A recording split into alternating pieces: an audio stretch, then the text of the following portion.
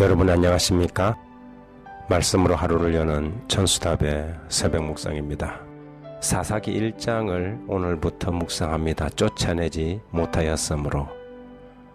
사사기를 누가 기록하였는지 우리는 알 수 없습니다. 혹자들은 사무엘이라 하고 어떤 사람들은 아니라고 주장하지요. 누가 되었든지 간에 사사기의 역사는 여호수아의 가나안 정복 전쟁의 연장선상에서 기록된 것이 분명합니다. 사사기는 이렇게 시작됩니다. 사사기 1장 1절에 여호수아가 죽은 후에 이스라엘 자손이 여호와께 여쭈어 이르되 우리 가운데 누가 먼저 올라가서 가나안 족속과 싸우리이까. 여전히 산지와 평지에는 가나안 족속들이 남아 있었고 저들도 자신들의 터전을 빼앗기지 않으려고 죽기 살기로 버텼다고 봐야 할 것입니다. 그래서 이런 기록이 남아있지요. 사사기 1장 27절 하단 부분에 가나안 족속이 결심하고 그 땅에 거주하였더니, 때론 한두 지파가 연합전선을 구축하였지만 대부분 각 지파에 분배된 땅으로 나아가서 자신들의 거처를 구축하기 위하여 남아있는 가나안 족속들을 스스로 물리치고 터전을 잡아야 했습니다. 하지만 사사기 1장에서만 쫓아내지 못하였더라라는 구절이 9번이나 반복되고 있습니다. 19절에 여호와께서 유다와 함께 계셨으므로 그가 산지 주민을 쫓아냈으나 골짜기의 주민들은 철병거가 있으므로 그들을 쫓아내지 못하였으며, 21절에 베냐민 자손은 예루살렘에 거부하는 여부스 족속을 쫓아내지 못하였으므로 여부스 족속이 베냐민 자손과 함께 오늘까지 예루살렘에 거주하니라.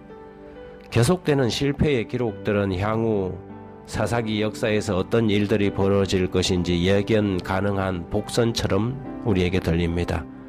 어떤 경우에는 쫓아내지 못하였고 어떤 경우는 쫓아내지 아니했다고 말합니다. 그러나 어떤 이유에서건 쫓아내지 못한 그들은 언젠가 저들의 옆구리에 가시가 되고 저들이 믿는 신들은 이스라엘의 올무가 될 것이었지요.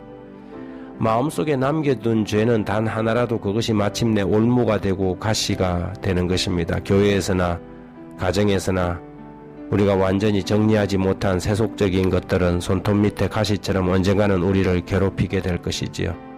그것이 약할 때는 노역자들처럼 되겠지만 때론 오히려 그것이 강해져서 지배자가 될 것입니다. 죄라는 것도 처음에는 선택할 때는 마치 내가 선택하고 버릴 수 있는 것처럼 보이지만 일단 습관이 되고 강력해지면 오히려 우리를 지배하는 존재가 됩니다. 우리가 죄의 종이 되는 것이지요. 예수께서 대답하시되 진실로 진실로 너희에게 이르노니 죄를 범하는 자마다 죄의 종이라. 이스라엘 백성들이 그랬습니다.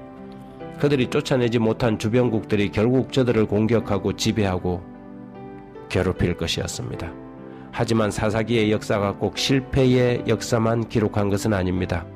그들의 실패는 또 다른 하나님의 역사를 이루는 방편이 되기도 하였지요. 인간의 실패를 회개의 역사로 이끄시는 하나님의 섭리와 은혜의 기록이 사사기이기도 합니다.